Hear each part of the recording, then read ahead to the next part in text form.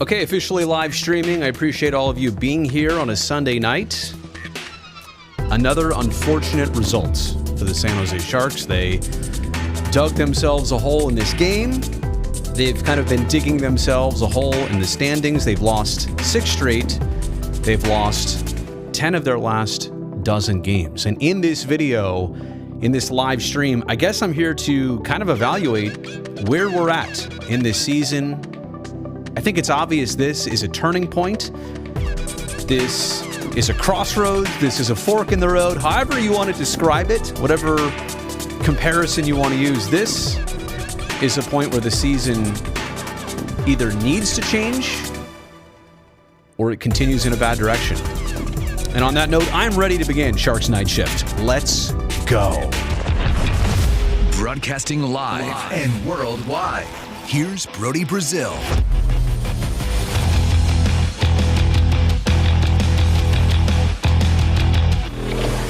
4-1 is our final score tonight from SAP Center. The first time that the Sharks faced the Golden Knights this season, and for the third straight game, I kid you not, the Sharks trail 2-0 after one period. And that's now 5 consecutive Sharks games where they're scoreless in the first frame of hockey. I really do feel like that is the theme right now of these Sharks, digging themselves a hole. Sometimes it's possible to make some noise out of it. Sometimes it's possible to make a statement out of it. But a lot of times lately, you're digging these holes that are nearly impossible to recover from. And in tonight's game, that was the case. They end up losing by 3. Crazy enough, I thought some of the best scoring chances of the night were in that first period, though, for the Sharks, while they were shorthanded on a pair of different penalties. Rudolph Balcers went in the box 4 minutes, the high-sticking double minor, and then Brent Burns at 13:31 went in for a trip. It was during those approximate 5-6 minutes that the Sharks had a couple breakaways, had a couple good looks.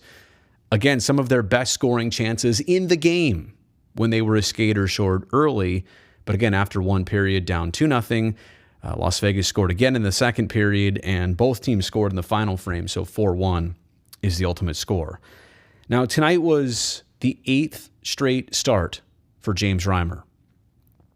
Not going to point this finger at goaltending at all. I mean, when you score 1 goal tonight, when you score 8 goals in the last 5 games, including a 4-goal output last time out. So if you cross that off, now you're talking about 4 goals over the span of 4 games for this team. But 8 goals in 5 games, no, that does the math. My point here is that this is not a lot of run support for your goaltending. So I want to declare that also. But these would be the times where if you were the Sharks, maybe you flip the script a little bit. Maybe you throw your 1-2 punch. Adin Hill's still out with the injury. It's been about a month since we last saw him. The team has not started or really played Zach Sawchenko that much. That is the backup option right now. They've just gone or shied away from it, shall I say. Again, this is not to say Reimer has been bad or he's a reason for any of this. I'm just saying that option there to shake it up and to mix it up has not been there. And tonight, Reimer, again, with an 8th consecutive start. Now, there's a lot of things to discuss here. The rivalry between San Jose and Las Vegas. Can you even call it that anymore? In a sense of, yeah, there's history there, sure. But in a sense of, there's no Vander Kane, there's no Ryan Reeves, there's no battle for playoff spots. It's missing some of the main ingredients. Now, tonight's game got a little feisty at the end. Not sure what exactly to equate that to. There's only 2 more head-to-head meetings, and at this point, postseason for the Sharks seems far-fetched. And I will get back to that main point in just a second, but it's such an interesting scenario. These two teams, you talk about hatred, rivalry, back and forth, background. It's kind of non-existent when the Sharks play a game like they did tonight and chase it instead of it being closely contested.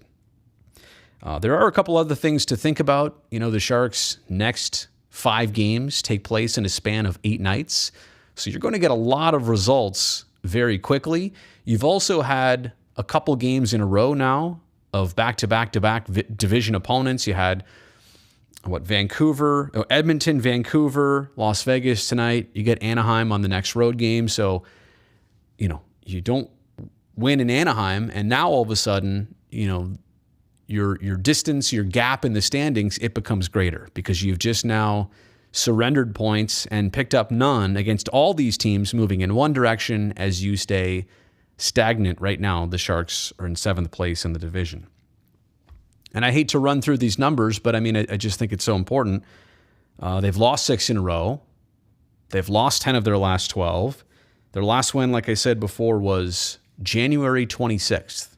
And here we are on February 20th. Only a handful of games because of the All-Star break, I know. But when your team hasn't experienced winning in 3+ weeks, coming up on a month, it's certainly it's not good for the vibe. It's not good for the culture. It's not good for the team. Now, just reading post-game reactions, I think you can see it on some of the faces during interviews. Tired of answering the same questions, tired of having no answers sometimes for what is actually happening. Is it that the Sharks are outmatched on a night-to-night basis? Is it the fact that maybe their performances don't reflect who they really are? I don't think it's always bad bounces. I don't think it's always, you ran into Logan Thompson in his second NHL career start, who was their goalie and was 1 goal away from pitching a shutout, had a shutout going for most of the night against the Sharks. They don't look dangerous consistently with the puck. It's a different Sharks team than I think a lot of us saw October, November, and even into December, where they made it very clear they could contend. They could play teams like Vegas real close, and maybe even if they lose by a goal tonight, you saw enough positive things. I just don't know at this point, if we are at these crossroads, you're not even seeing the positive things in a lot of losses. Now, there were some on that last road trip before the break, and you played Carolina well, you played Florida well, you played Tampa well, you beat the Caps, but there are not enough redeeming signs and qualities in the losses that show you that you're close or you're getting closer or you're trending in the right direction. So I'm not going to elaborate a ton longer on this, just to say that we're 49 games in, and the Sharks are running out of time for the trade deadline, for the regular season, to make a push. Now, they have a lot of division games left. I think it's about 19 or 18 division games left.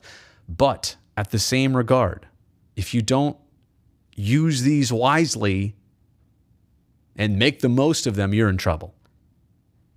So I'm not going to say that tonight was the defining moment of the season, and because of tonight's 4-1 loss to Las Vegas, the season is over. But I'm also here to say that it's been a handful of these games and nights. And yeah, the effort's there sometimes, but the result is not there. Sometimes the results are not even close. So yeah, losing 6 in a row, losing 10 of 12 kind of feels a little bit unraveling. And with that said, I'm not going to have a long live stream tonight, but I do want to get to some of your questions and comments. John saying the only positive is the PK. Yeah, amazing enough, I'm telling you tonight, their best scoring looks were when they were outnumbered. I don't understand it, quite honestly. And their PK has been quite strong all season. That is a redeeming quality, wheezing lungs. John also now talking about return for Hurdle and all these things, a season unraveling like it kind of has been is only going to amplify comments and conversations like these. Now, that doesn't mean the Sharks' intentions are going to change or their plan or what Tomas wants to do. I don't know. I don't know how set in stone anything is, but none of this helps the cause, right? This kind of turn of the season, if in fact that's what we're witnessing. Let me see what other comments are here. It looks like there's there's a lot of side conversations happening here. Oh, I guess this is talking about wins by Brutus. 2 of the last dozen games. Craig saying, I think we played well tonight. Wasn't like the Tampa Bay or the Edmonton game. Possibly. I feel like the holes that are being dug, right? So you have a third straight game where the Sharks are down 2-0 after 20. And Logan said it best. It's not just allowing the first goal, because you had to score 1 to win a game anyway. But it's when you allow the first and the second goal, And they both happen in the first period. And also when you never respond in the first period with a goal. That's not happened now in 5 games. 5 straight scoreless first periods for the San Jose Sharks. Oh, thank you, Santified. I do appreciate that. Joseph saying, this is no rivalry. Las Vegas owns us. I mean, I hate to... Trust me, I take no pride, pleasure, I take no enjoyment in agreeing with you, but it has come to this. Darius on the super chat, I always appreciate that. I'll jump right into your comment. What would you think if I said that Tortorella should step in for head coach? I don't want to take it away from Bob Bugner. I feel like, and it's been evaluated and discussed before, he's been in a tough position. The team has drastically changed in the time he's been around. He's had to dig them out of it. I do want to give him opportunity. What time frame is he on? How long is the clock ticking? I don't know. That's not a fair thing for me to get into. But what's obvious to me is that he's not been handed a team that has the gas to go to the playoffs. It didn't start that way. Now, is he trying to be as efficient as possible with them? Is he trying to maximize the group he's got? Of course. I'm here to tell you that if you had a turnkey playoff solution that he was not delivering, then maybe we could talk about that. But he's building something just like a lot of the players are trying to build and structure something for now and for the future. So as much as I understand sometimes coaches are the ones to take the fall for a team's effort and a team's results, I'm not ready for that yet. I'm not ready for it. I still believe there is more to him as a coach. I really like the way that he seems to operate the group and handle them. So I think I'll just leave it at that. But thank you, Darius, for the super chat. Greatly appreciated. Roberto, how am I feeling in the midst of this losing streak? I'm feeling like, unfortunately, this could be the sequence we turn back to at the end of 82 games and say, that was the tipping point. Before then, things were steady. Things were, nothing was perfect, but there was contention. There was a method. There was results. There were statements.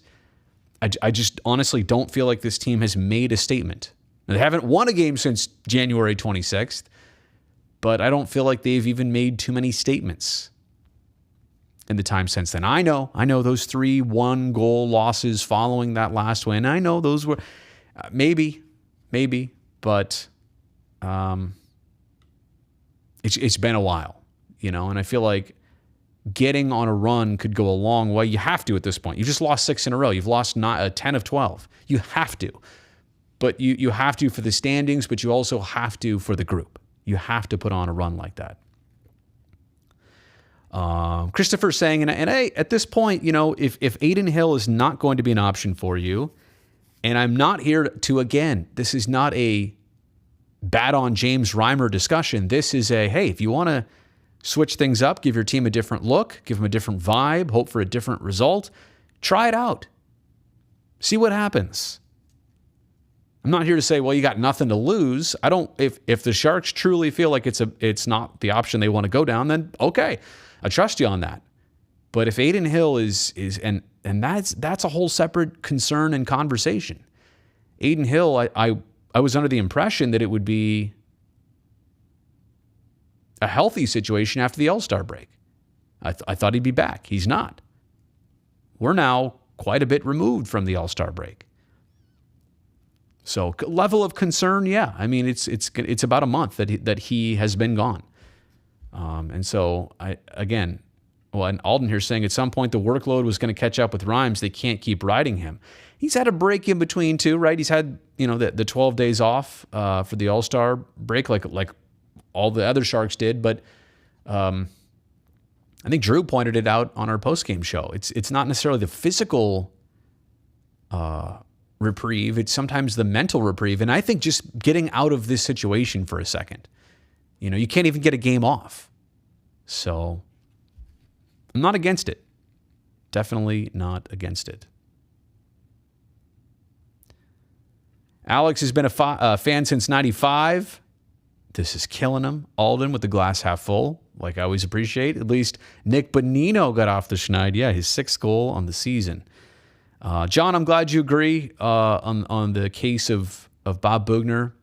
Not just because he's got the great initials. I just feel like I feel like there's more to it for him to showcase, and I also feel like, again, he's doing the best with the situation at hand. Brent Burns did look pretty ticked off in postgame. And again, I think that's the product of losing a lot of games with not a lot to discuss. Not a lot of positives to take from them.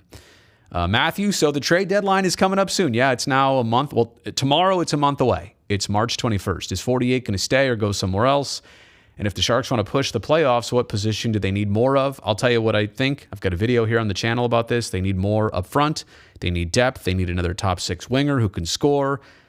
Quite honestly, some of that should be filled by the Evander Kane salary cap void. Now, I don't think you want to go down that road this year, but certainly knowing next year that you're not up against those $7 million. And I mean, look, it's very clear how I feel. I would like Hertl to remain a Shark. There's no question about that. But if he doesn't want to, or the team can't make him happy, then you have to look at the option of, well, what would a return look like? Because there's going to be a lot of teams talking about him, asking about him, and wanting him. So just to know how this Hertl situation is going to go, right? And then I have no feelings that the Sharks won't, take care of this. What I'm saying is handle it one way or another. Get him re-signed, bring him back. Or if it's unfortunately going to come down to it's not a deal moving forward, get something out of it in return. Sharks fan, no, you're not late, 8080. You didn't get the notification. Well, I'm glad you have those notifications on. And on that note, if you're not subscribing to the channel and you're here watching this, what are you doing? Now is the perfect time. And I got all the other social stuff on here right now. But yeah, since you're on YouTube, hit me up. Drop the thumbs up. Hit me with a subscription if you're already not. I would greatly appreciate that. This kind of sums it up right here. Just getting here now, but so much for the playoffs. This is the turning point, the tipping point, the fork in the road, the crossroads. I think I'm naming all the ones here. This is it for the Sharks right now. And the longer this goes on, the farther they get down the wrong path, the low road, and not the high road. I've been trying to stay positive about the Sharks. There hasn't much to be positive about. If you ask me, as good as they started the season, this second half feels more like, last year's team. Felix, that's a very unfortunate but also realistic thought. Besides Timo Meier having a career season, there's not much else going for the team. I truly feel that Reimer has had a good season. For the most part, I think it's degraded a little bit recently, but I think there's, as for a free agent signing like they got him, looking back, to this point, definitely nothing against Reimer. Oh, old man needs a break.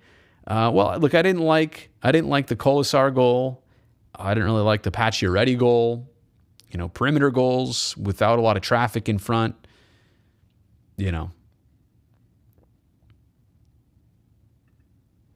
Wheezing lungs, I agree. I'd love to keep Hertl, but also think if he doesn't want to stay, if he doesn't, we need to get a return. Yeah, that's exactly it. The team needs to get Hertl or something else. You do not want it to come down to, well, we couldn't re-sign him and we didn't get anything for him. So I would say that if he's still on the team past March 21st, that there is something that they're able to do. There's an agreement they can make. There's a situation they can make happen. Kind of does seem like that. All right. John says, I don't know if you saw my previous text, but the Sharks seem to be losing more and more since Meier and Couture have been split up. I'm trying to think. They've changed lines a couple times recently. I'm trying to time that out, right? Time out the success and the struggles with that. But do you really think it's that one thing? And quite honestly, I just think the Sharks, Hertl, Meier, Couture, in your top 6, what else is there that's a consistent scoring threat? That's what I think they need. They're missing a top 6 scorer. They're missing the player that they should have had with Evander Kane. And I don't mean that by should have brought him on the team. They decided not to. I'm just saying a player that they had signed, that they had fit under the cap. That's the kind of player that the Sharks have a lot of times been short. All right. I think it is now time to say goodnight. I really do appreciate everybody being here. Is this how I normally... Yeah, I do play it out on this song, don't I? It's honestly been so long. I don't take any enjoyment in doing a stream like this.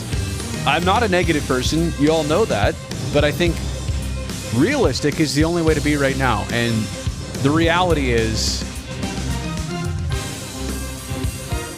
we're at a spot where the Sharks have struggled. It's been untimely, struggling against division teams.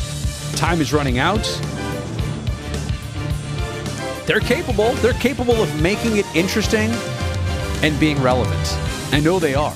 So make it interesting, be relevant, win some games, put some W's together, and let's keep this thing going as long as possible. All right. Thanks for watching, everybody. Like and subscribe. I will see you on Tuesday night after the Sharks and Ducks. All right.